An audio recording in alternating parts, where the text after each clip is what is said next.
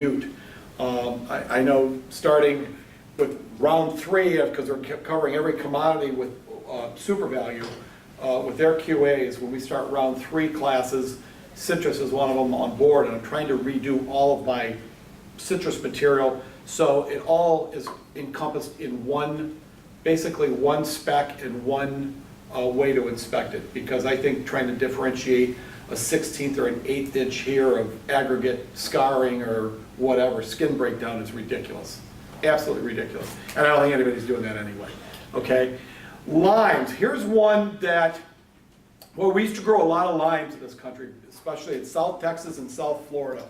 And I think disease took care of the problem in South Texas, and Hurricane Andrew took care of the problem in South Florida. And we haven't grown too many limes here since. Most everything we see is what, Mexico or, I don't know, somewhere in Central America, I think. Honduras, Costa Rica, places like that. The biggest problem with limes, I think at least, is a quality type defect. And it has to do with minimum green color. Because you're going to see, and this is really tough, it gets kind of confusing. So please slow me down if you got any questions, okay? First off, the standard applies to Persian limes, or Tahitian type limes, which is what we're looking at right like up here on the table. What it doesn't apply to are those little tiny key limes. The little tiny, really sour, make great pie, best dessert on the planet as far as I'm concerned, loaded with seeds. I can't believe how many seeds you can pull out of a key lime. They're so little, you know. All right, sample size. You should look at least 25 per container for your minimum sample. Now, limes are usually, are you bringing them in the full boxes, the big boxes? So there's 100 and what, 75 or 200? 200. Okay, those are about the sizes you deal with? All right, yeah, it gets kind of monotonous if you're trying to, and tedious looking at 175 or 200 limes. So definitely cut your sample size down, all right? There's 3 grades. Everyone buys on a number 1, and I don't know, I've heard forever, even when we had a big production in the United States, but I still hear it's the same way, that most limes are shipped on a combination grade. So it's some kind of combination between 1 and 2. And the reason that's done is because of the dark green color that's required on, you know, the outer portion of the skin here, or the rind.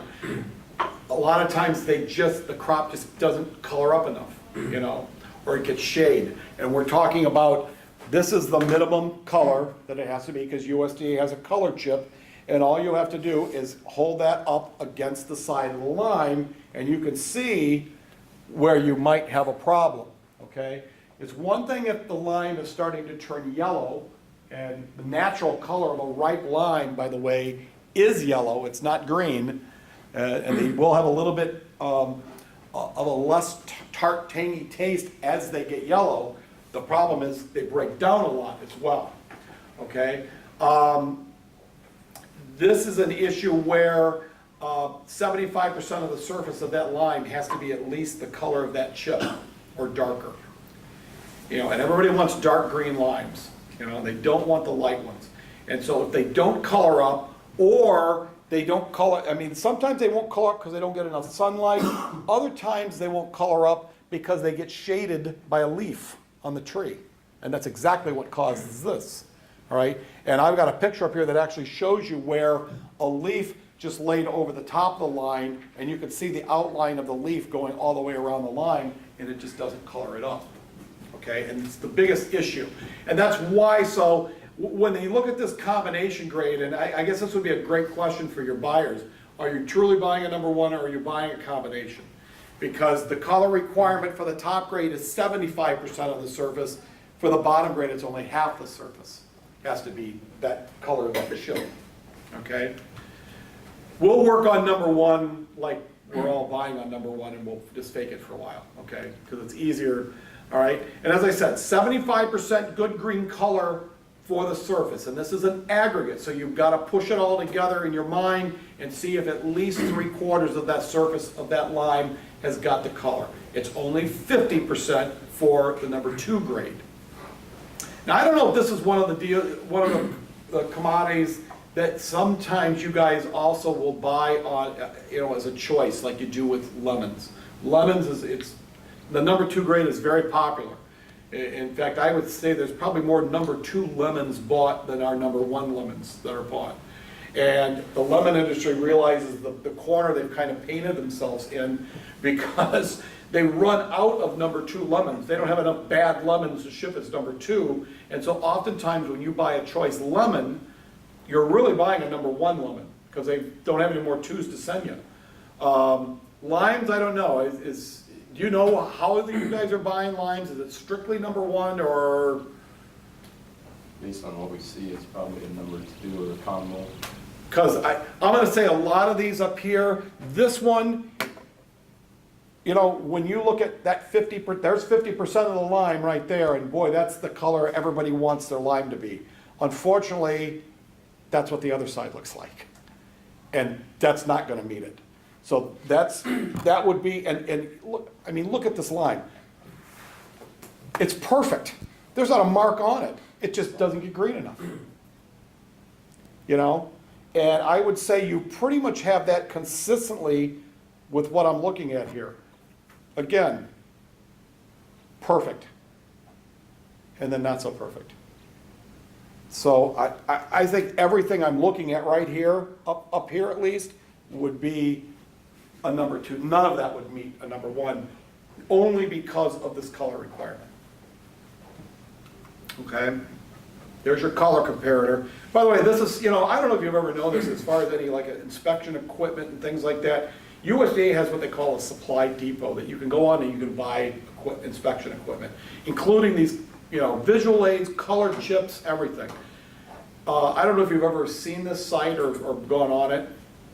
It's pricey, quite pricey for the equipment. I think you could do better sourcing it. Now, I don't know whether you could ever get their official color chips.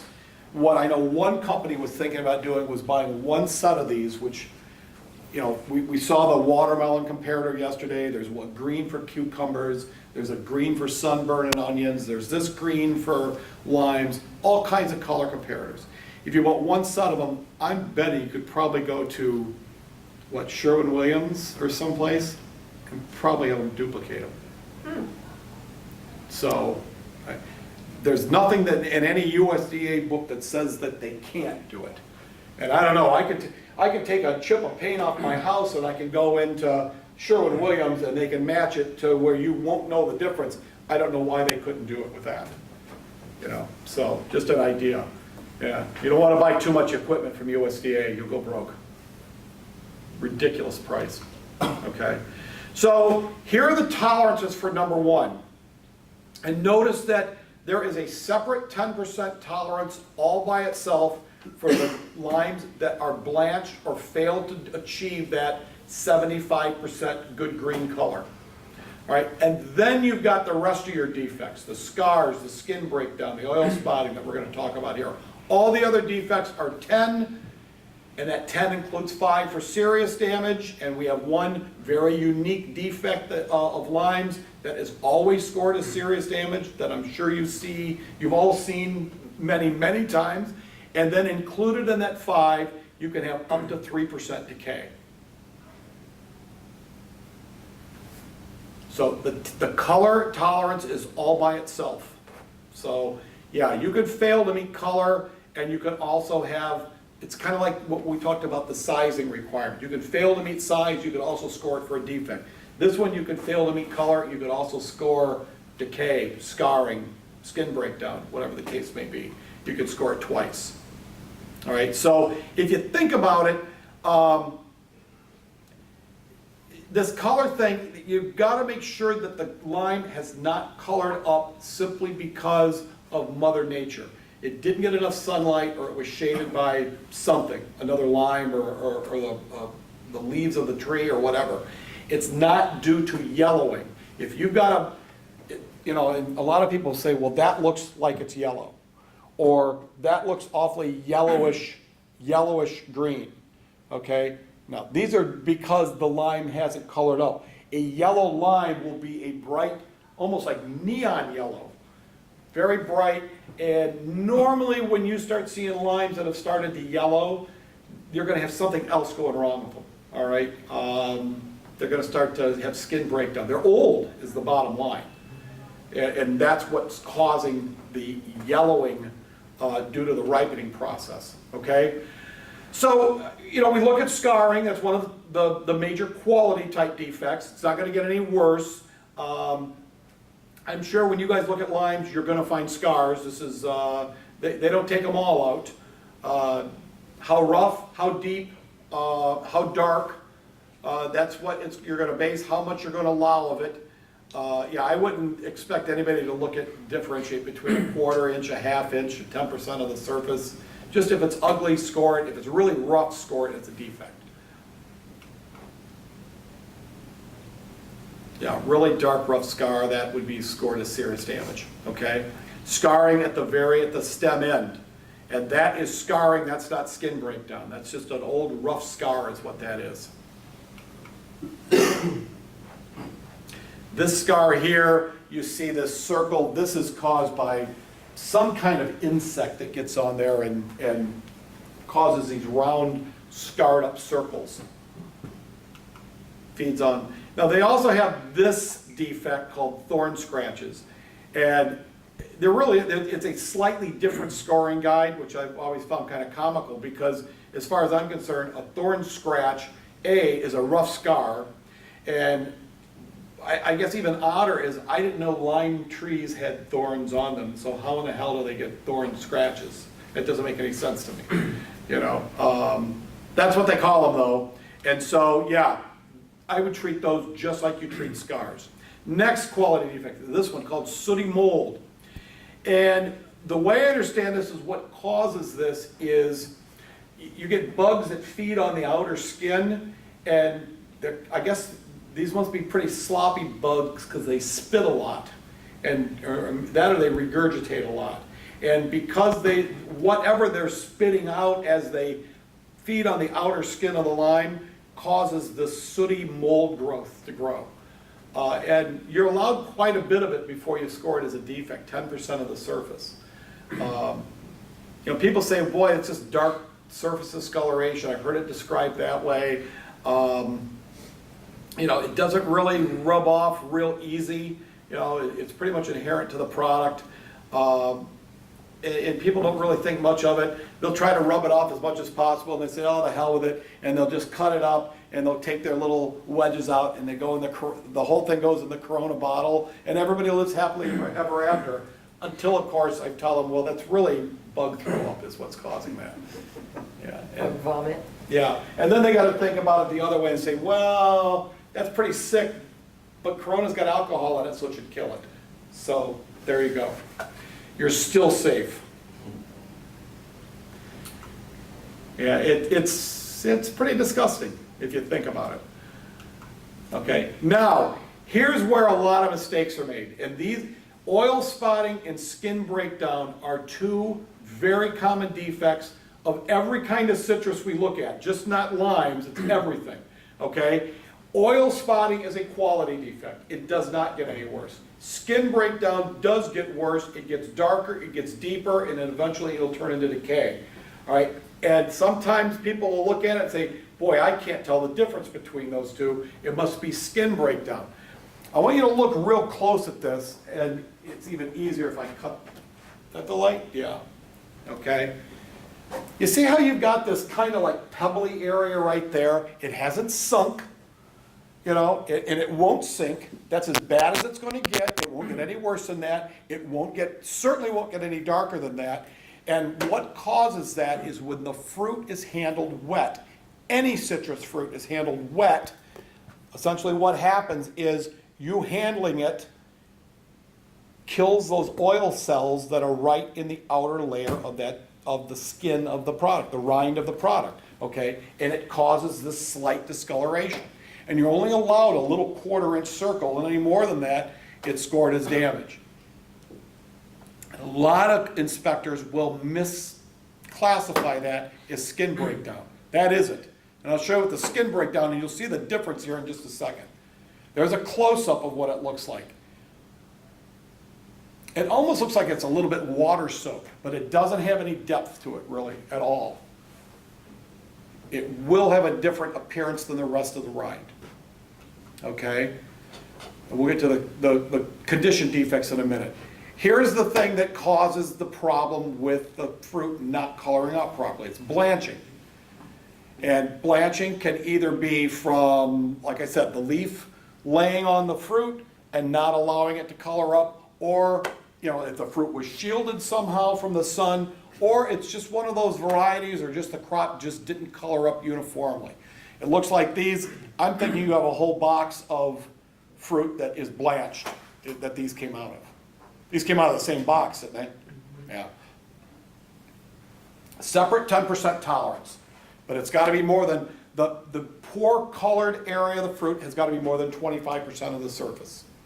This is the color chart that USDA gives out to their inspectors, and this is what they use. You want everything to look like that first column, ideally. Nice and dark green. The two middle ones is kind of what we have right here. They're blanched. They got green on them, just not enough green. Now, the ones, you see how much more vivid the yellow is on the far right column. That's caused by the ripening process. This will always go against that 5% tolerance for serious damage. This has really no life left at all. If you could get it and it hasn't started to either deteriorate, the skin breakdown, or into decay, they taste wonderful. Nobody wants yellow limes, So on that color scale, like for tartness, is there? I would say there's no difference in tartness between those. Okay. None. It's just that these didn't get that nice and green color. All right. These will have a sweeter taste to them. Now, it's not like you're going to sit there and peel a thing and eat it like a navel orange or a clementine, unless you're a masochist. That's not going to happen, because it's going to be still sour. It's just not going to be nearly as sour as the other ones. All right. You won't have nearly as tart of a taste. They just don't have any legs to them. That's the problem with yellow limes. If I believe the Spanish, I don't speak on. I know enough Spanish to get my rear end kicked. That's about as much Spanish as I know. So, but I believe they call limes limons, don't they? Lemons. Yeah, okay. Yeah, and every place I've ever gone in Mexico, especially any resort down there, most of their limes are yellow anyway, and but they're putting them in the Coronas, so the margaritas, it don't make any difference. All right. Here you have the leaf that just laid right across the top of the lime, and you can actually see where it laid, and it failed to color up. All right, and this is a big problem. And no, those aren't lemons. Whole pile of yellow. Okay, always serious damage against the 5% tolerance if you have that neon yellow. And it's just, all you have to do is have one little spot of yellow, bright yellow on it, and that's enough. As long as it's plainly visible, okay? Now, this is skin breakdown, and see how much it differs from oil spotting. Now it starts to sink, now it starts to get darker. It's the same scoring guideline, it's 1/4 of an inch, but this is going to get worse, and it usually gets worse pretty fast. And again, it's another sign of age. They're old. It's old product that's affected by it. So even when you get it in on the dock, you'll see this. This is probably the defect you'll see more than anything when they come in, and they've got probably a couple weeks age on them since they've been harvested.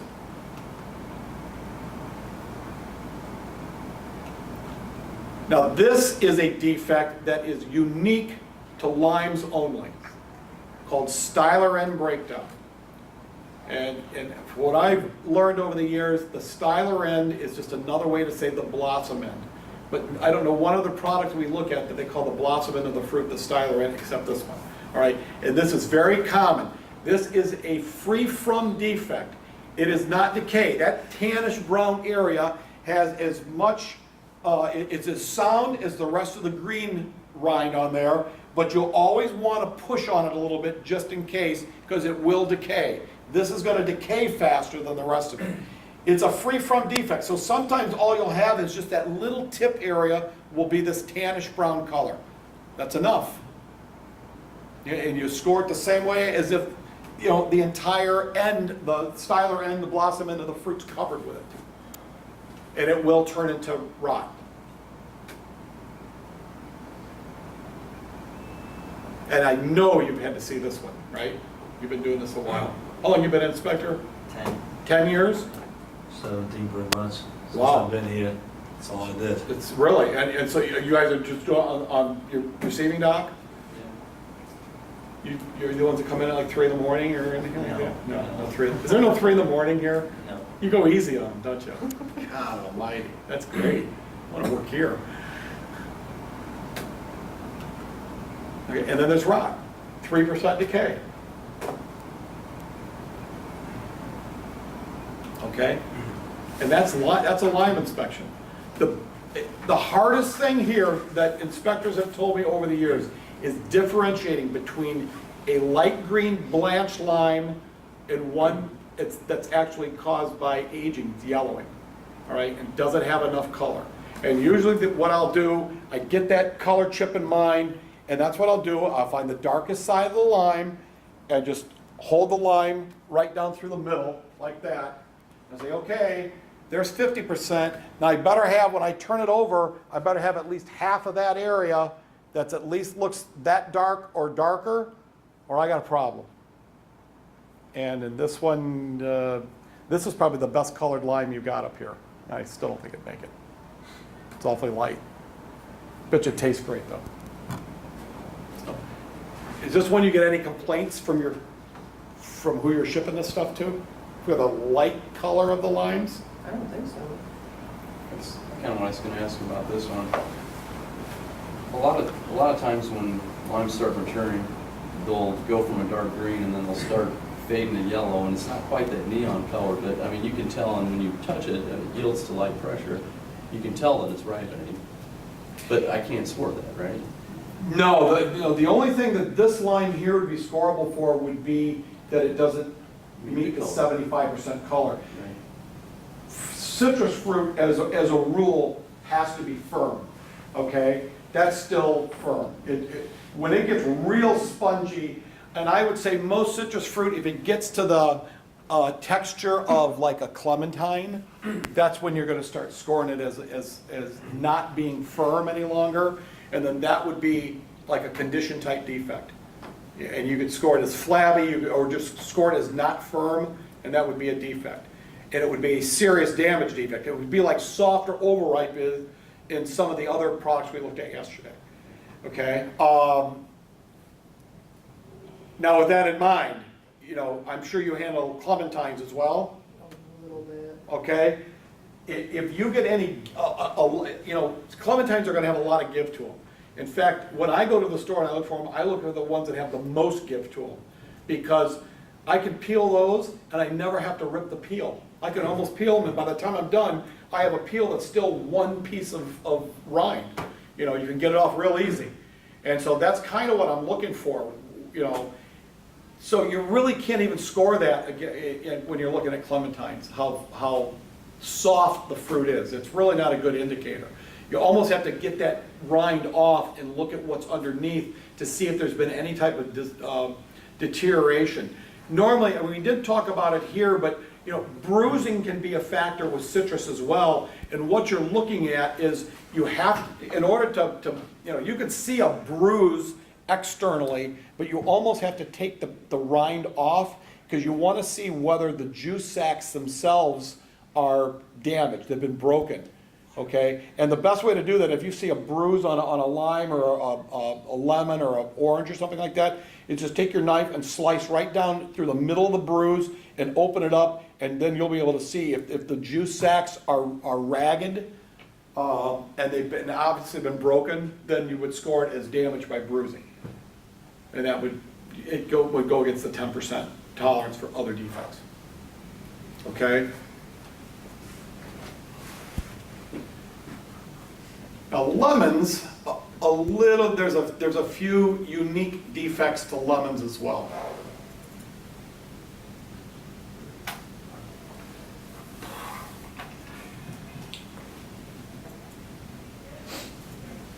Okay. Same premise with sampling and everything. You're looking at least a 25 count. Again, this is just, it doesn't matter where lemons are from, they're all covered under the same one standard only. You don't have multiple standards. Much different grades, and I'm gonna tell you, I wouldn't even begin to tell you what the requirements are for the two middle ones. Never used them in my life. You're either buying them on a number one, or you're like I said, this is probably the product of everything we look at. You'll see more number twos than anything. This and potatoes. A lot of number twos that are shipped. Now, every now and then I have companies tell me that, well, what kind of lemons do you have? Well, we buy fancies. I have no idea what that means. There is no animal, there's no grade that's fancy, so I don't know if that's something that's just cooked up by the sales. I don't know. Do you guys buy fancy lemons? Choice. It's mostly choice. Okay. Yeah. Maybe they mean a number one when they say fancy. That's exactly what they're looking at, or it's something that has good shape and no scars. Because choice lemons, I still love the name. You know, what a way to church up something that's lousy. Choice. Some of our oranges go by fancy, but Well, with oranges, there's a fancy grade for oranges, Right. and a fancy grade for grapefruit. I think in at least one of the three standards there is. But boy, I hear a lot of people say, oh, we try to buy fancy lemons, but we'll buy choice every now and then. I'm thinking, boy, you're living in your own language world over there, because that means nothing. You know, neither means really nothing. You know, I know a choice is a number two, and there's only one company, though, that I can actually look at the box before I ever open it, and I know what I'm gonna be looking at, and that's Sunkist stuff. Yeah, SK is their choice brand, you know. I bet you, I don't know, what brand are the Eureka Lemons? They're from Sunny. Yeah. Is there another box that you would bring in that would be a number one from this company that is a different brand? Or So, they, yeah, the number one. you don't think they have a number one? We just get Sunkist for the number one. Just okay, okay. you know, those are their choice. Those are the choice. Sunkist? Yeah. Oh, they look good. Is there even a Sunkist brand in their choice? You buy them from Lafayette's all the time, Sunkist. Really? Well, that's the first time I've heard that, because I thought they put nothing but number one product in a Sunkist box. And their off grades were another brand, like SK.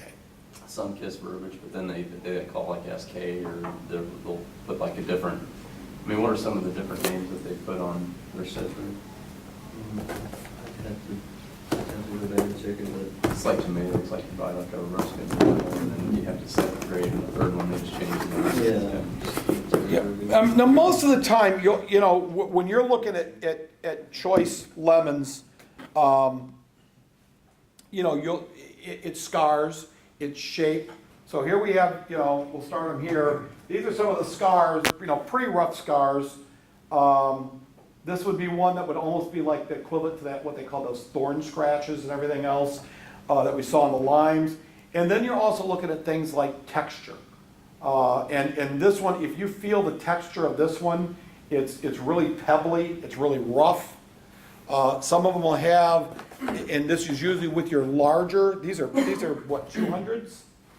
165s. 165s. Some of your larger lemons will get almost like a pointed, what we call a sheep nose. And I don't know how many times you've seen them where they have the shark fin going down the side of them. They got like a little raised ridge on one side of the fruit. I mean, that's everything that's going into a choice box. So, you know, I would expect if they're choice that they're gonna look pretty rough. They should look rough, you know?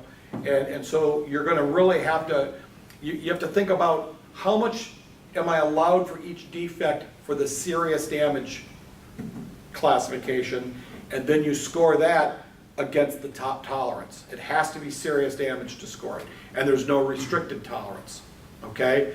So we're back on lemons, where limes was a lot easier, believe it or not, because now you have, number one, you have a separate color tolerance. So first off, the lemons have to be enough yellow to score. Or if they're not yellow enough, they're scored as a defect. You know, with the limes, we have a problem if they're too yellow, they're a defect, either blanched or they're old and they're turning yellow. Okay. With these, for the most part, lemons I've seen can be practically green, and you want them to be yellow. So it's this, so now we're the polar opposite, you know, of where we were before. And here we're back to separating the difference between condition defects and quality defects. So 12's total, but of that 12, only 7 can be quality that don't get worse, like scars and shape and texture. 7 serious, but only 5 of that can be quality, and 3% decay. So just understand, when you're looking at a choice, you're still dealing with this color tolerance. It just doesn't have to be as yellow. And you're dealing with this 12, 10, and the 3. You don't deal with the restricted serious damage tolerance, but all 12 of it for a choice can be serious damage. Follow me on that? You just got to look at 2's a different way. There is no restricted serious damage tolerance. It all has to be serious damage to score it as a defect. So you're allowed a much uglier piece of fruit. Okay? Firmness, it can't yield more than the slight pressure, and it's kind of like what we talked about. It's got to have some sponginess to it, you know. The color has to be at least a yellow to a yellowish green to be fairly well colored. So it's, you know, that's more yellow than green. So yeah, 51% of the surface is yellow, the rest of it can be as green as grass, you're in business. That's enough color. Might not be for your customers, but that's what's required of the standard. The shape, you're going to see all different kinds of shape. Well, yeah, that's a choice lemon. You see the nice bottleneck or the sheep nose or whatever you want to call it. That wouldn't meet fairly well formed. That wouldn't meet a number 1. You know, the lemons in this box, this is what we're looking for. This is what you want. Shape, these are perfect. It's just they put a lot of scars in these. They're pretty loaded. They put there's a lot of breakdown going on. There's 3 of them right there. Is that what you guys are finding mostly in this stuff, is just scars and things like that? Okay. I thought those felt old. These, you think? Well, like the one of these, they feel dry and old to me. That one with the rough texture is starting to get really hard. Have you ever bought a lemon or lime, you put it in your fridge for a little while, or even if you don't put it in the fridge, you keep it out, and after a couple days, it almost feels like it's petrified. Yeah, like a stone. Exactly, yeah, and if you cut into it, it's kind of like what we'll talk about with the granulation and everything here in a minute. It's like tree dryness. Cold temperatures can cause it, but dry environments can cause it as well. And sitting in your fridge or sitting in a cooler, sitting on the counter at home, that's a pretty dry environment, and yeah, they just tend to dry out and they get nice and hard, they petrify. And there's no juice left in them, in the juice sacs, okay? So we have our shark fin. You know, we've already seen the bottleneck or the sheep nose on it. Now we have these warts, these pebbly, yeah, these would all be number 2 type lemons. It's what I would expect to find in a choice box. And none of this would be scoreable in a choice. They're just ugly. It tastes perfect in my Scotch on the rocks. Perfect. So a little bit of that rind, that's all you need, you know. Here we're back to oil spots, and this is again when the fruit is touched, when it's wet, handled when it's wet. These oil spots are going. You're going to definitely see the difference in the surface color, but it's not going to sink, it's not going to discolor like skin breakdown. You just allow a little bit more of it here than you would in the limes. And now, since you're handling most of your stuff, is 90% of what you guys bring in choice for these, or all of it choice? 100%. 100% choice. Okay, so thinking about oil spot, now on one of these lemons, you're gonna allow an inch circle. Pass this around and show everybody what an inch circle looks like, and take a lemon and let it go around with it, and I'll pass this one around behind you. An aggregate of an inch? Aggregate of 1 inch for oil spotting. And look at how much area that you're allowed for oil spotting. And it's kind of, it will give you an idea as we talk about all these defects for a choice, just how much more you're allowed. They really have to be affected to score them as a defect. You know, that's why you look at this and, you know, I saw a couple of those are pretty scarred up, and I you know, maybe 1 or 2 of those I might score for a quality defect. And outside of these that we're actually starting to have some skin breakdown on, yeah, you know, they look older, but I don't know that I could score most of these. Have I seen prettier lemons? Absolutely, that were marketed as number ones. But for a choice, I think if this is what you can consistently get as a choice, I'd declare victory is what I'd declare. Those look pretty damn good. Okay? And there's, again, our oil spotting. This kind of kills the outer oil cells of the fruit. Okay? Scarring, let's put it this way. They got to be dark and they got to be pretty ugly to score them against a choice. This would be it. If they're real dark, more than 5% of the surface, and you see as they get lighter and smoother, up to 10, 25, if they're real light, half the surface of the lemon can be affected by a scar when you push it all together. And I don't know, even as bad as some of those are that are sitting on the table, I don't think you've got one that's 50% scarred up, do you? If you pushed everything together? You got one that's pretty close? Yeah. This one's even worse than Yeah, I was gonna say, you maybe have 1 or 2 in that pile that you might score as a quality defect, but that would be it. The other ones you'd have to let go. Until you start sourcing as, you know, number ones.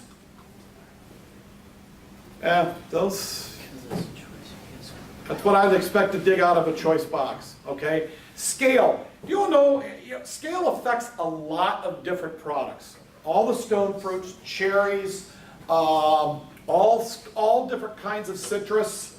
Think of what else, guys. I think it could affect pears and apples as well. A scale essentially is an insect. And what it is, if you actually see the scale on the product, it looks like a little black raised pimple is what it looks like. And that little black raised pimple is the hard outer shell, and underneath that little black pimple is a scale insect. And the scale insect feeds on the skin of the product, okay? And so here's the scale that's actually present on the product. And under every one of those little black pimples is a bug. And they're feeding on, they're rasping on the outer skin of the fruit, okay? Normally, these break off, and you can even take your thumbnail and flick them off, okay? They'll usually go off, the shell will fall off, the little bug flies away, and what's left is what they call scale marks. And what scale marks look like is that. And I guess the best way to describe a scale mark, remember, this has had a bug under that black shell that's been sucking on the outer skin of the fruit. I guess the best way to describe a scale mark would be it's the equivalent of a hickey. And it's going to cause this reddish, rust-colored mark, and it doesn't matter what it's been feeding on, it's even more pronounced the softer the fruit. So when it affects things like cherries and stone fruit, it's going to look a lot different. It really discolors the surface. The rind of citrus fruit is a little hardier, But you can see, this was obviously in a grove that was never sprayed, and they had a really bad scale problem, all right? I don't think you'll ever see anything that bad, but you will see scale marks on fruit every now and then, okay? And so how much you're allowed? You're allowed at least 10 medium to large scale, or you're looking at more for a concentrated as a ring or a blotch that's more than thinly scattered. And that's not only the scale that they're present themselves, that's the scale marks. So if you look at that and you pushed all of that together, you would have a big blob of scale, and those would even be scored against a number 2. All right, now, this is something that you've got to check for, and it's usually, we're coming up on that time of year where it becomes the biggest problem. And it's usually from December to March of every year. And this is this granulation and tree dryness. And this just isn't something that's unique to lemons. Every kind of citrus we look at, this is a problem, and you have to cut a couple of everything you look at, in the wintertime especially, but as you'll see in a minute why, you really should do it all the time. Freezing, cold temperatures and freeze damage in orchards is what usually causes this. And what it does, it causes these juice sacs to dry up, and they get, as the name implies, they're granulated. Right? There's no juice left in them. It's not just freezing that can cause it, though. A drought can cause it just as easily, where there's not enough moisture getting to the plant, getting to the fruit, and so you get this granulation. How you check for it depends on what type of citrus you're looking at, okay? So with lemons, oranges, and grapefruit, you have to take 1/4-inch slices. With tangerines and limes, you have to take 1/8-inch slices. And so I'm going to say make sure you have a sharp knife when you do it, all right? We'll do it on a lime first. The first thing you want to do is cut enough of the outer skin off to get actually down to where I'm actually seeing the meat of the lime now. So I've got the outer rind off. There's not much in this one at all, and that's all I see. So now, remember, limes in tangerines, I'm taking an 1/8-inch slice. That's a very small, thin slice.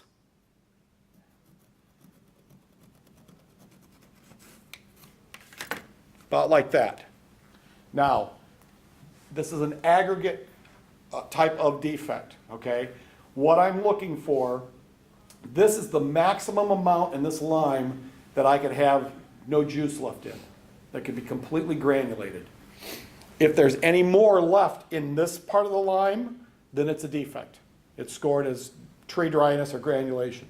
Don't call it freezing injury, and don't call it chilling injury. Normally, when you start saying that, you're pointing a finger somewhere, and unfortunately in this business, it's the poor trucker that usually takes it on the chin at that point, whenever you say something about freezing, okay? So remember, it is an aggregate type of deal. Got a cyclone shirt on. Anyway. Hey.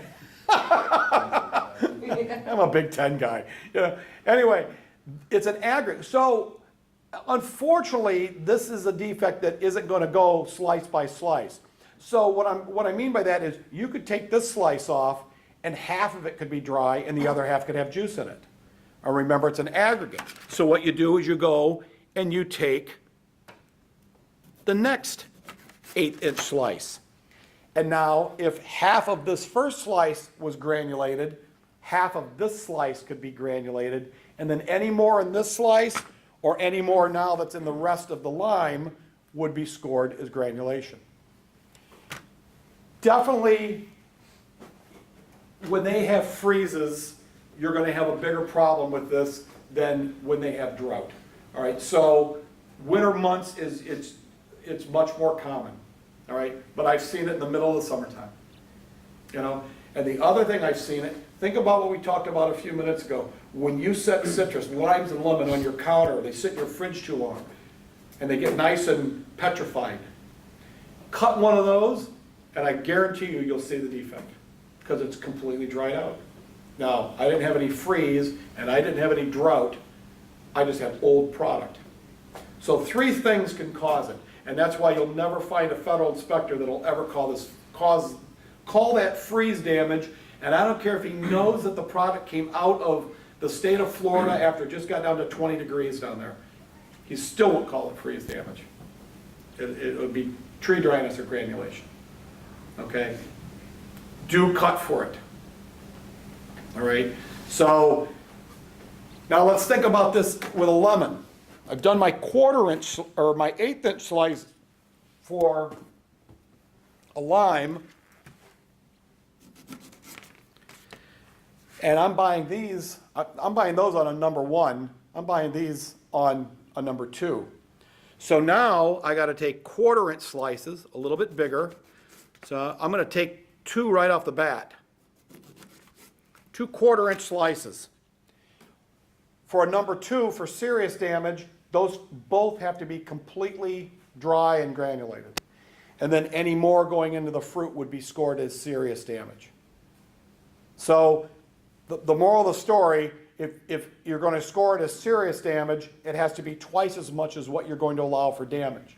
If I'm allowed 1 slice, then anything into the second slice is damage. If it's same with lemons, if you buy a number 1 lemon. For serious damage, you've got to have more than the equivalent of 2 slices that are completely dried out. Any questions on that? And I would say every load of citrus, and I don't care what kind it is, oranges, grapefruit, tangerines, or these 2 things, you've got to cut at least 1 fruit when you're doing your inspection to see if it's a possibility. And the one I'd cut, let's see that real dry one. The one that's almost hard. That, it's kind of pebbly. The scale, or not, Yeah, and not actual scale like you just. to me, it's, let's see. Feels like it's pretty solid.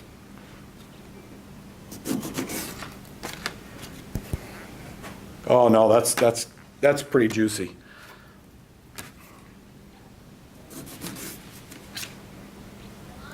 Smells great up here, by the way.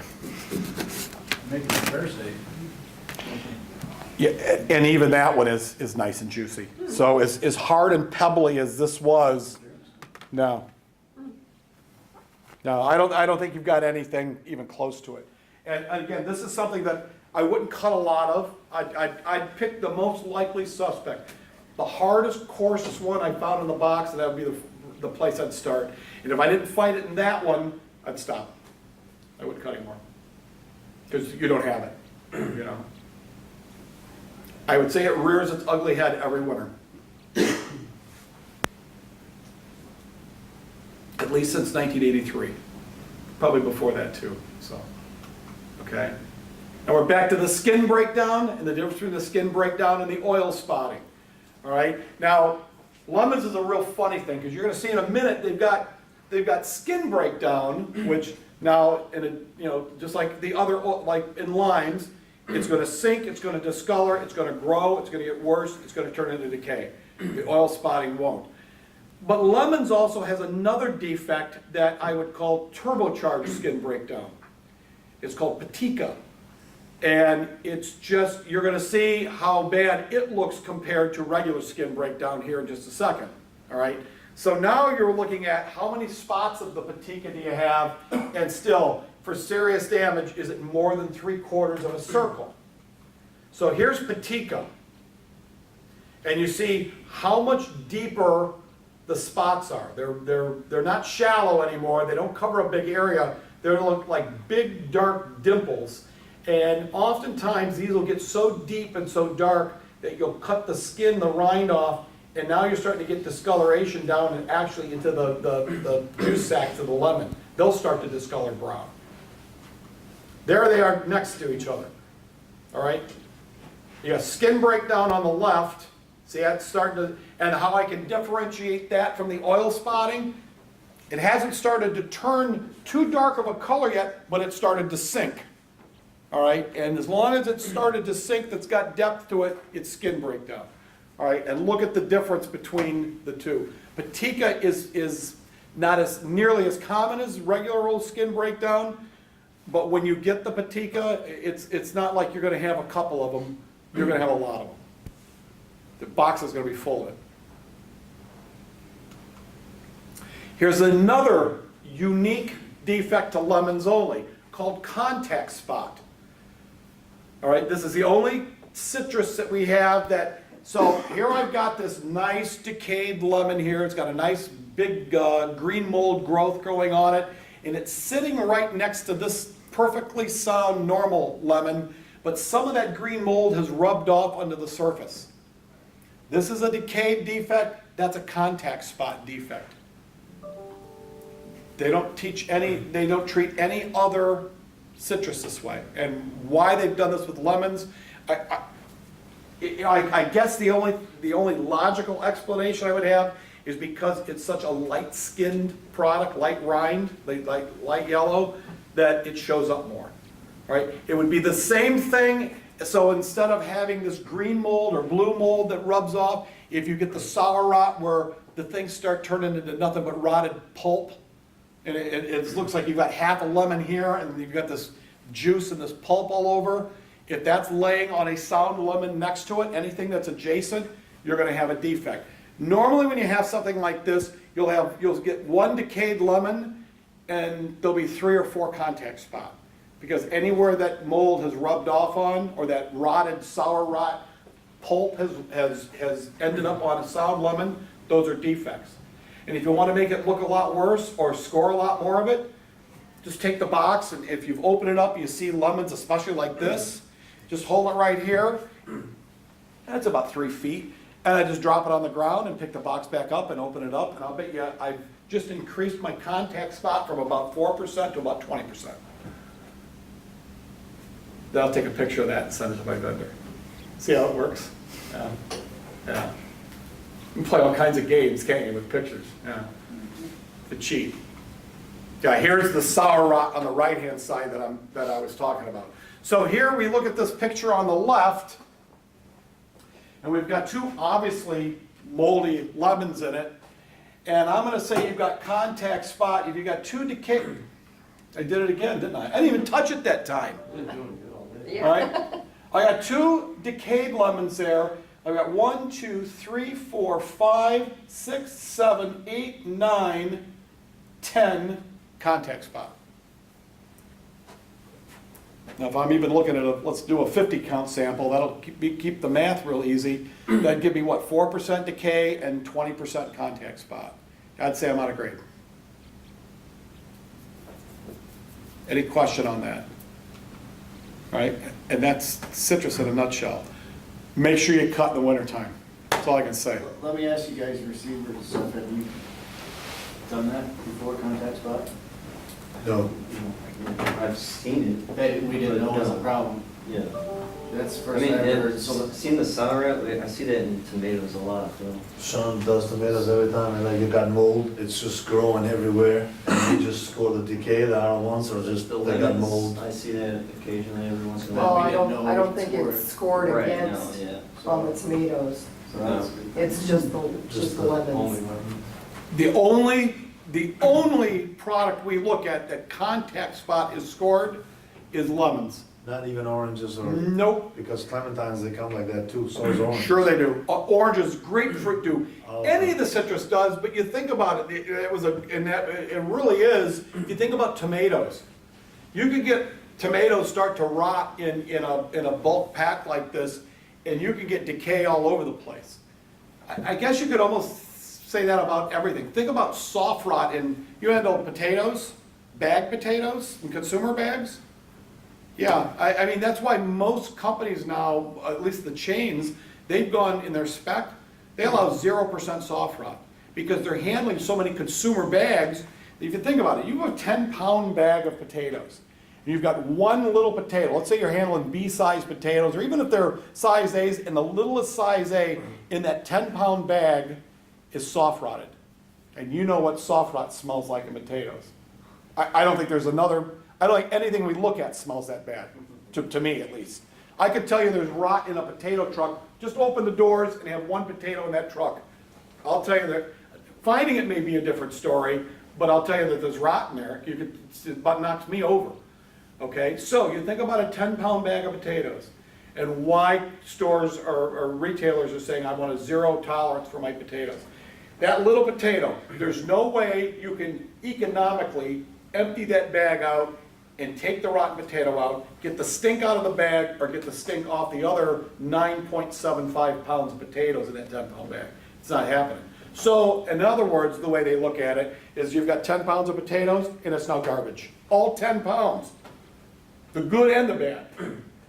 And so there's why the bar, they've kind of set the bar really high for soft rot in potatoes. They don't want it.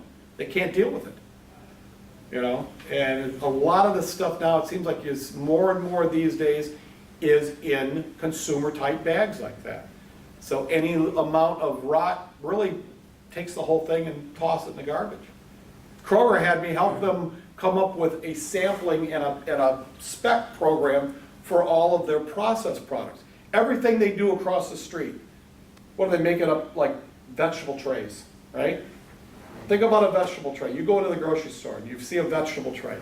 We got cauliflower florets, and broccoli florets, and grape tomatoes, and some mini carrots, and some celery sticks.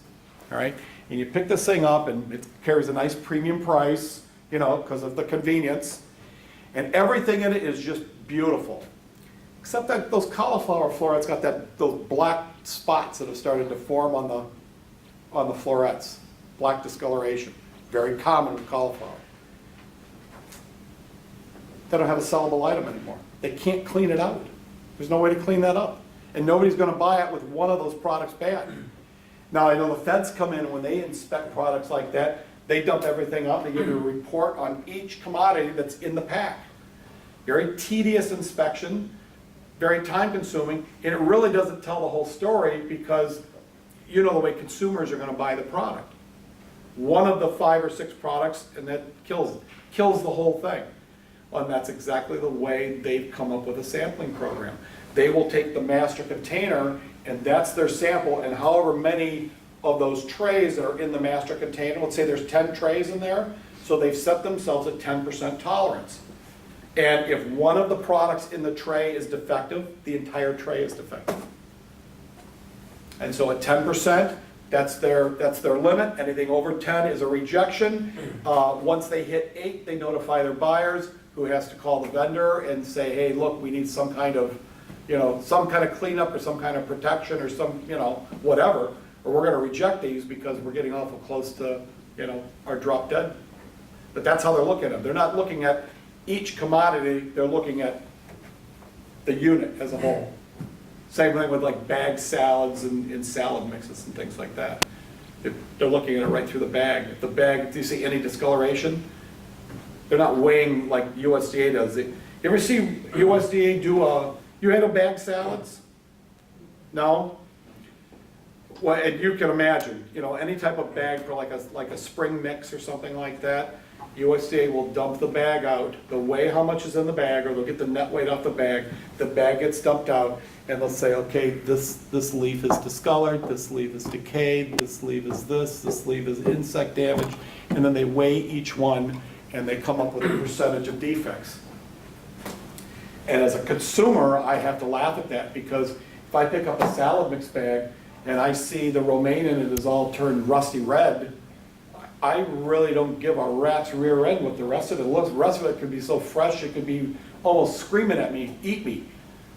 Now, who's going to buy it? I'm not going to buy it. You're going to buy something that looks crappy in the store? It's got one item in the container. Yeah, so there you have it. It's not going to happen. Any questions on any of the citrus or anything else? Okay, so you guys, you did not know about the contact spot thing for today? We've seen it, but we never scored it. Okay, mission accomplished. As long as you learn one thing out of this class, that's great. I think that is great, though. And that is a really common defect with lemons. Very common is the contact spot. And it's very common that's the factor that the product gets rejected on, or gets protection on, however. Yeah, it's a cleanup issue, okay? This is a really simple inspection. My daughter's husband's in the military, and they were stationed in Hawaii for 3 years, which I miss that. I wish they could have got stationed there for like his 20. That would have been real nice. Nice place to visit your grandkids, and it was, I think their house, their base and everything was about 4 miles from Dole Plantation. And so you go up there, you get fresh pineapple, fresh cut pineapple, just come out of the field, pineapple ice cream to die for, and you've been, a week or two stay over there and you've been about pineapple to death, all right? And then I find out that most of the pineapples that we carry or we eat in the stateside, they don't come from Hawaii, do they? You ever see anything come from Hawaii? They're too damn expensive, that's why. Yeah. I think most of this is Costa Rica or Honduras or someplace like that, yeah. We gotta look at defects a lot of different places in pineapples.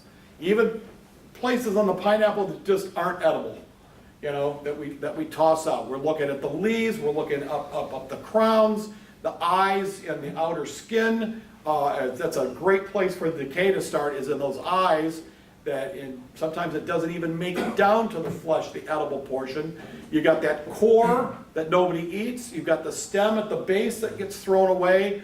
So there's a lot of portions of this pineapple that is not edible, that if decay affects it, it's just like it affected the part we want to eat. So you got to look at it real close, okay? Another standard that's set up where everything is separated, okay? The quality and the condition defects.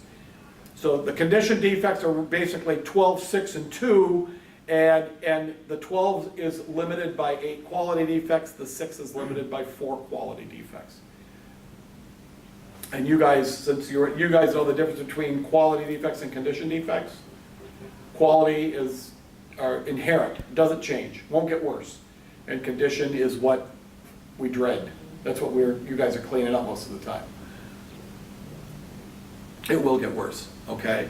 PACA doesn't recognize quality defects. Now, most of your pineapples are coming in as what?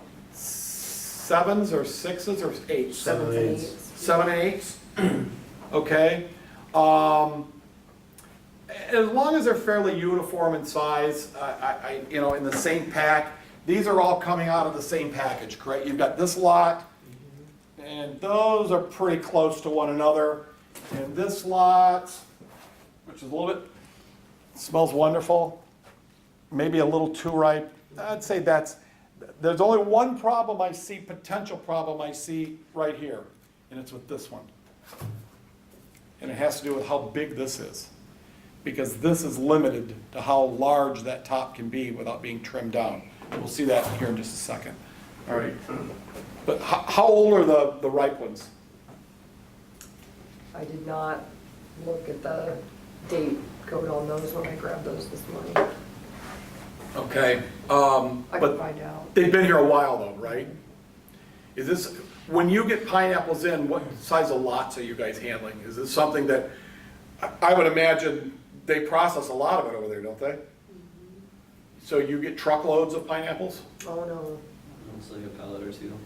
Just a pallet or two at a time, okay? Every week or other week. I don't think they stay here for more than a week and a half. Okay, so you might only get one shipment, a couple pallets a week, and that's about it? Okay, okay. Do you find that as you keep them, and these are getting towards the end, I'm more concerned because I'm looking at some of the eyes on these, and they're getting a little spongy, and they're getting a little dark. I don't see any decay yet, but this is certainly a candidate that I want to cut, because if you're going to have any type of internal breakdown, it's certainly going to be on the ripe ones before you have them on the green ones. I don't smell anything fermented yet, that just smells wonderful. So I'm thinking you've got a ripe pineapple that doesn't have a whole lot of legs left to it, but it still, it smells pretty good. It doesn't smell like it's overripe or decaying. Okay, so for tops, it can't be more than 2 times the length of the fruit. All right, that's an easy one to figure out. So if I've got a pineapple that is 5.5 inches long. That's 11 inches, right?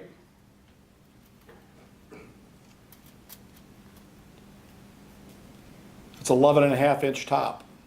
Technically, now, that is a defect because the top is a half inch too long. Normally, this is an issue because they can't fit them, they don't fit into the box right if the top is too long. So what should the shipper have done with that? It should have been cut down some more. So they can actually trim it? Yeah, they would have had to trim it somehow. Yeah. So are you saying because we're paying for a useless part of the fruit? Is that what that, Well, what they're saying is that they want to limit this top, this over-length top, so the product fits more uniformly in boxes. I'm pretty sure that's the whole idea of limiting that top length. You know, there's only a maximum. I mean, there doesn't have to be a top on it at all. right? You know, they could completely top them if they wanted to. So they keep it on there because it looks nice. Unfortunately, this shipper didn't do a very good job of trimming it off, you know.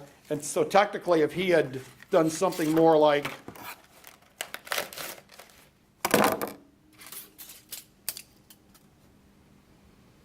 it's 9.5 inches, perfect.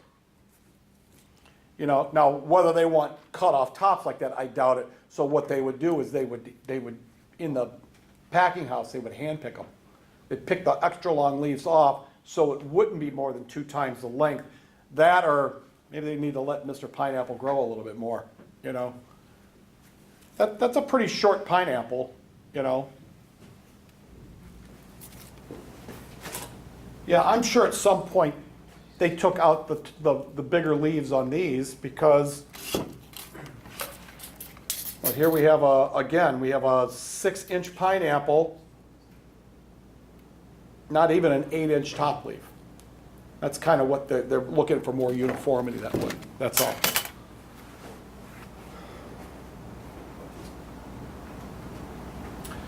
All right, here's another defect called gummosis. And this is essentially when the eyes start getting real tacky, sticky, gummy, as the name implies. And you're looking if it actually penetrates the flesh. So if you get real soft eyes, I have to put my eyes back on and at least get some more light on the subject up here. So here we have some of these eyes that are getting, I don't know if I'm at gummosis yet, but you've got some really soft and it looks like discolored eyes at the bottom.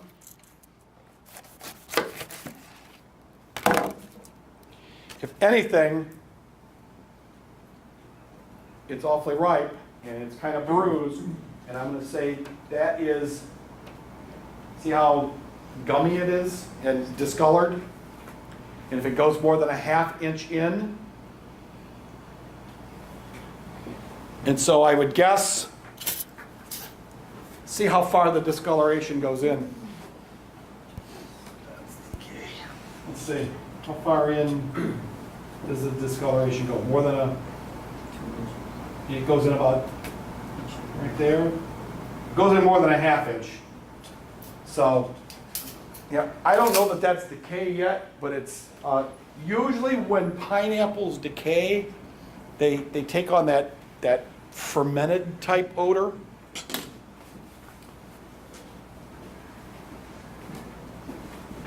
Okay. Here's gummosis that didn't look, this is on a green pineapple. It didn't look too bad, but you had this soft, dark spot out here on the eyes, and then you cut into it, and it really discolored the internal flesh, okay? You know, fresh cracks, as we said, you can't have any fresh cracks. Ripeness is, anything that's overripe goes against the serious damage tolerance. I don't know that these are, I mean, they still have firmness to them, though. That's, how firm is that one that you've got right there that we've just cut? It's, yeah, I would say that's at least firm. It's probably not even ripe yet. It's, you know, it hasn't gotten spongy, so, yeah, I would still go as firm. I know a lot of companies will start, you know, yeah, I get overripe as a defect, but they won't take ripe either, because the shelf life is done. I can't have any discolored tops, and so what amounts to discolored tops? More than a quarter of the leaves have to be discolored. They have to be something other than light green. And make sure that they're not decayed as well. This is one that I would say the chains have more of a heart attack over this than anybody else. They want zero surface mold on the bottom. And boy, this is real common to have moldy roots areas of the pineapple. To me, it just wipes off. They say if more than 25% of the pineapple's got to be covered with surface mold. That's the U.S. standard. And retailers, and I think it's pretty uniform across the board, will say 25% of the surface. Well, here's our counter offer. It's 0% of the surface. They won't take any of it. They want no surface mold on it whatsoever. And I don't know, how about you do it, sell a lot to, what is it, Hy-Vee? Is that the, yeah, most supermarket chains are a pain in the ass. So what do they do with moldy stuff like this? Reject it? They send it back to you? We brush it off first. We don't sell Hy-Vee pineapple, we just do it for food service, so we're very small on the pineapple. Okay. So we don't know, we don't have the experience with what Hy-Vee would do in that situation. Gotcha, okay. Either way, when we see it, we brush it off. Okay. Bruising, you know, and I think that instead of the gamosa, I think that's probably what you have with this pineapple that just went around. It looks like it got whacked pretty good. And normally that will happen. If you've got bruising in a product that is starting to ripen especially, the internal flesh of it is going to get mushy like that. Yeah, and sometimes it's a real, it's a challenge to differentiate between serious damage by bruising and decay, because they both, if you run your finger through it, it looks like they're both kind of mushy. This one that went around didn't quite have any odor other than pineapple to it. So that's why I'm thinking, and if you can see, it did kind of get bashed on that side. Yeah, and if it was decay, there would be a lot more, I'd be losing a lot more of it, and I would have some on my finger. Every time I rubbed up against it, it'd be some sloughing off. And the only thing I got is pineapple juice, which that's okay too. Beats onion juice, so I'll take the pineapple.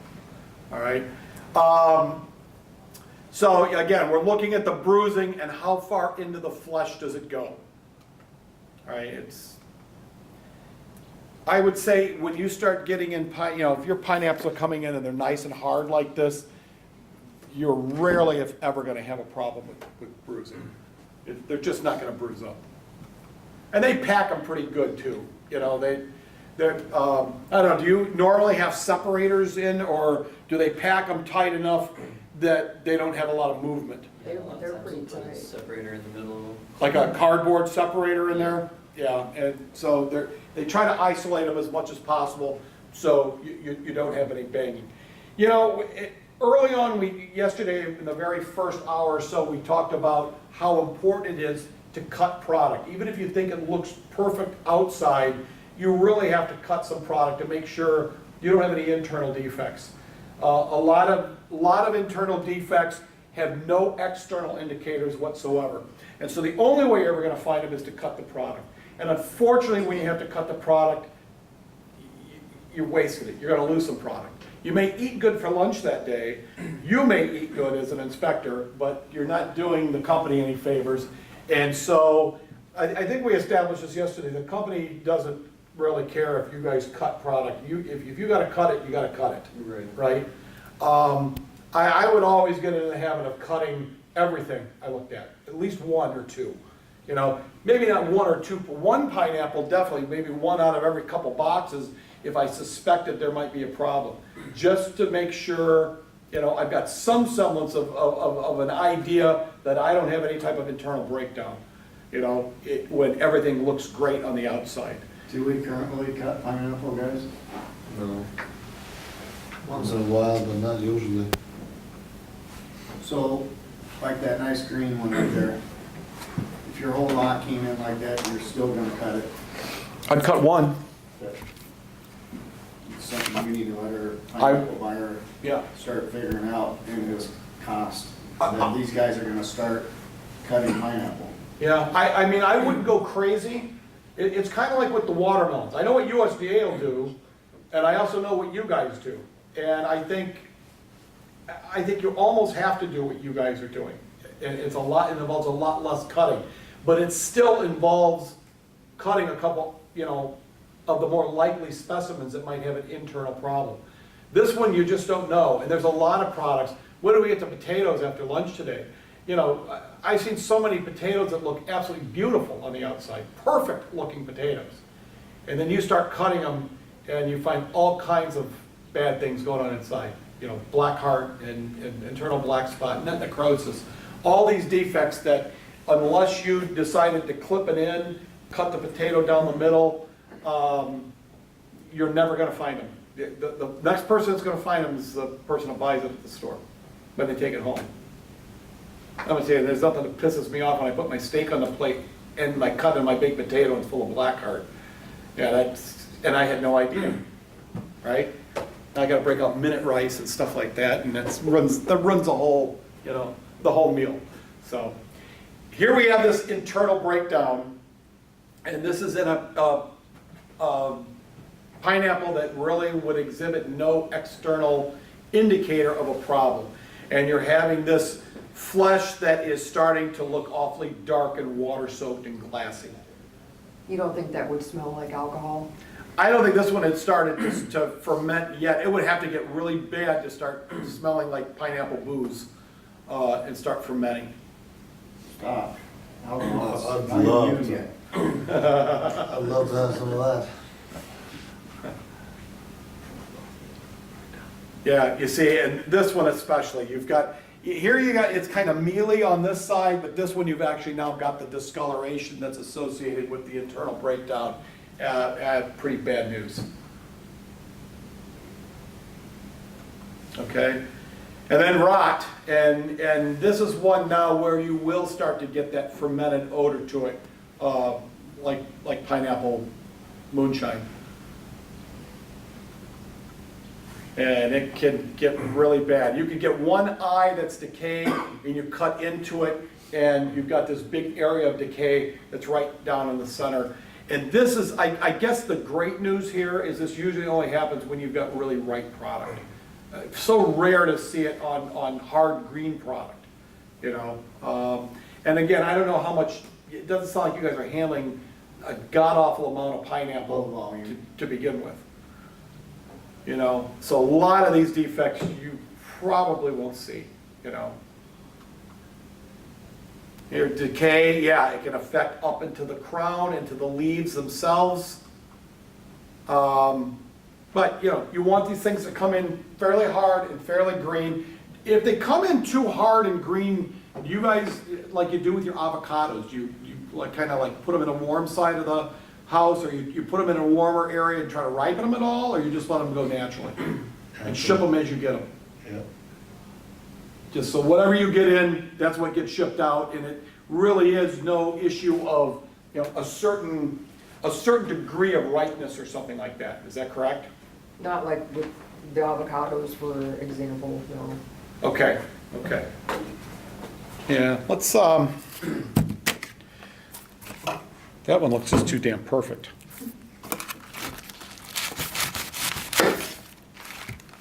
I'm trying to see, we do get some crownless pines in, and I'm surprised that we don't, there's more demand for what you're paying for that crown, the crown and shipping. Now, this is a pretty ripe pineapple, and you can see that you're starting to get a little bit of discoloration that's inside. That's just a sugar. I think it's just the sugar. I wouldn't score that pineapple for anything.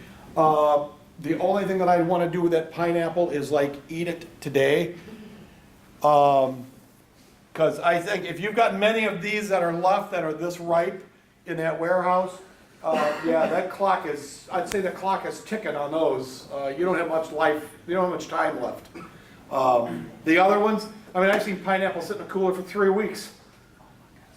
And the worst that usually happens is you get a little bit of cooler mold that grows on them, which is that surface mold that you'll see right there that you can wipe right off, and that'll be the end of that.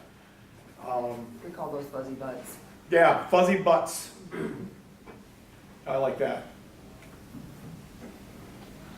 So I guess the next thing, if anybody wants to, I guess I really have a question for you. Are you testing the sugar on these? We must not be if we're, There's no requirement for it. I know grocery store chains have kind of gone off the deep end, as I said yesterday, and they're testing sugar on about everything, which is kind of ridiculous. I don't think anybody's. But a lot of them are testing the sugar on these now. Where would they need to be at for sweetness? There's no requirement. If Oh. someone were to ask us, I guess I don't even know what the number might be.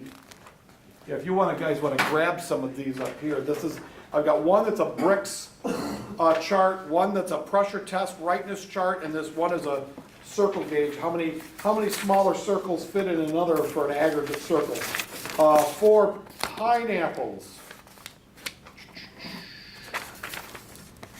4 is 12, 14 is average, 20 is good, 22% sugar is excellent. Well, we're gonna have to take this for a test drive, aren't we?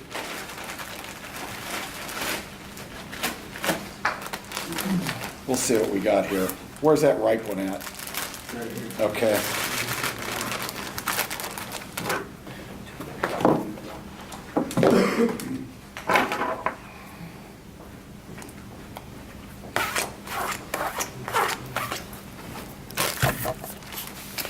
And like we did yesterday, the only thing that you want to sample is the fruit itself. So no rind, no outer skin, just pineapple's all we're going to crush.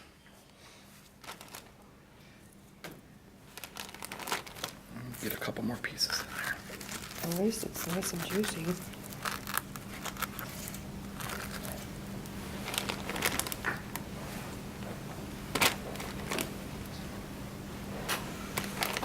Oof. Yeah, good shot, Paul.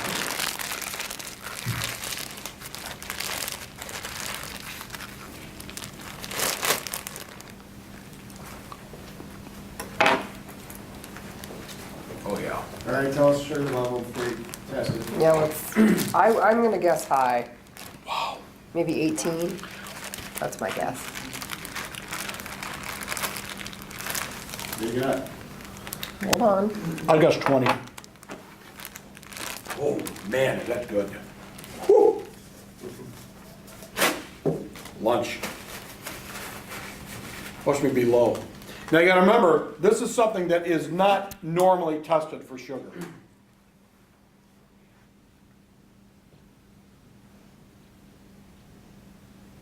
You got juice on there? I should think so.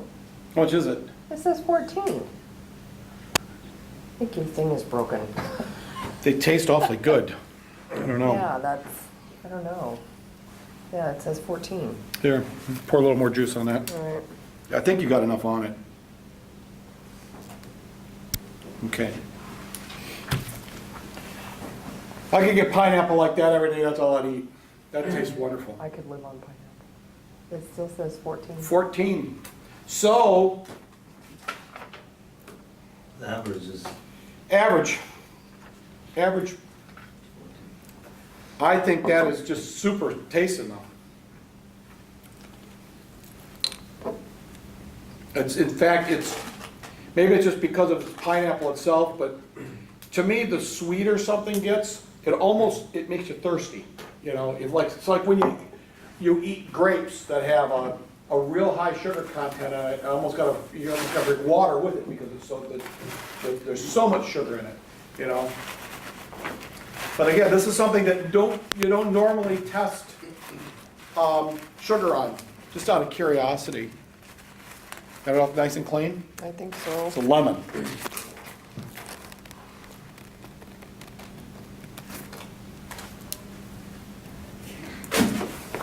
Should have any sugar in it, right? Gotta be something in there. About 6 or 7? I would say 8-ish. Yeah, so we have a pineapple that's 14 and a lemon that's almost 8. That's not a hell of a lot of difference between the two, and a lot of people would think that even the citrus isn't gonna have any sugar in it, it's a lemon or a lime, and it really does. It's just that the acid overpowers the sugar. And that's really all a Brix test is, or a sugar test is that thing is, through light refraction, is determining some kind of sugar content based on a sugar to acid ratio is all it is. Good stuff. Any questions? Pineapples. Well, I think we could get through at least the discussion on the cabbage before lunch, and then that gives us the afternoon for potatoes, which there's a lot for that, so. Why don't we take 5 minutes, and then we'll get through the cabbage fairly quick, and then we'll take a break for lunch. Pizza today. Park it next to you. Oh, yeah. What the heck is that? Wow, check that out. We sent it last week, and our customers took it. I think what we thought was happening, the buyers hadn't seen it either, is it gets too heavy on the plant, And it cracks. And then- It's like a growth crack is what it is. and then they try to because you Have see you, some, have you cut them at all to see, is there anything, what's going on inside of it? we just figured like, because it's like the goopy sap shit that you were talking about. Yeah. Brings it back together, tries to. Look at that. Yeah, it heals it, yeah. And that's what's happened, is that they got too heavy, they got too heavy for the plant. I don't think I've seen that before. Look at that. Yeah, there's quite a few of them like that. in that fluid. Right. And that, it's like paste. I saw that when I was doing quality walk today. What in the hell? Feel that. It's like paste, I didn't get it. I'm not touching that. Look at it. I'd never seen that. Okay.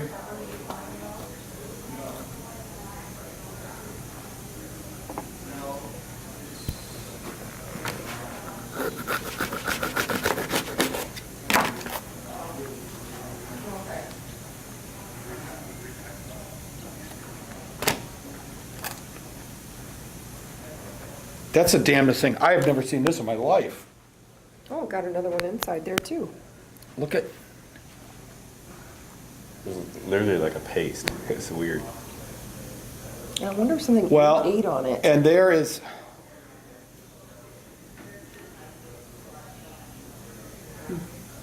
I don't know. that, yeah, I mean, I would have thrown that in with my decay. Yeah, we normally would. I was just, because Yeah. I saw it when I was doing a quality walk, I figured I'd ask you. But boy, yeah, they got another one growing inside, don't we? Got another guy. Yep. It's funny because the ones inside always look so nice. Just haven't Fresh. just haven't busted loose yet from, and rattle around. Wow, that is Just that surface. bizarre. And that is kind of what we're talking about, that gunk. I wonder if there's enzymes like- in that, it's kind of like like antibodies for us healing a wound. There's enzymes, should be enzymes in it. Yeah, here's one of your big problems with cukes. Yeah. We Soft always, yeah. Soft shriveled ends, yeah. So much water content in these that Yeah, when they blow up, they blow up. they sure do. I hate dumping them too. Yeah, that's interesting. I have never seen that like that. Usually when you get decay in peppers, it's just mush. It's gray mold rot, and it's just a slimy mess. I've never seen it pasty like that, though. I'm quite sure that's decay, but I don't know what kind of decay it is. That's bizarre. And this is really bizarre. Yeah. Yeah, we've been seeing that in quite a few lots now. Wow, yeah, and those are pretty Yesterday? good sized zucchinis, so, Came back positive. wow. And positive. I don't know.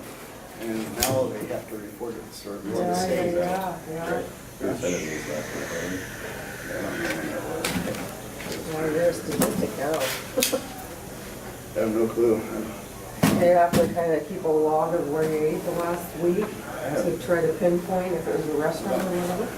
The only thing I know is Friday, You eat chicken eggs?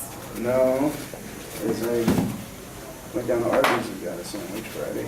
Everything is fried though. Holy hell, so Yeah, I they're know. safe there. To have two at once. Right, I know, so it's like. unless it was something unusual, like could be, well, I don't know, they're not necessarily related. I don't know, but I just couldn't sleep yesterday night with those stomach cramps and I'm like, screw this, I'm not gonna visit, I'm gonna stop. Yeah. I got a pill for 5 days. Ooh, gosh. Yeah, I wanted to be in here. Yeah, well, we're videotaping. I know, that's what I'm saying.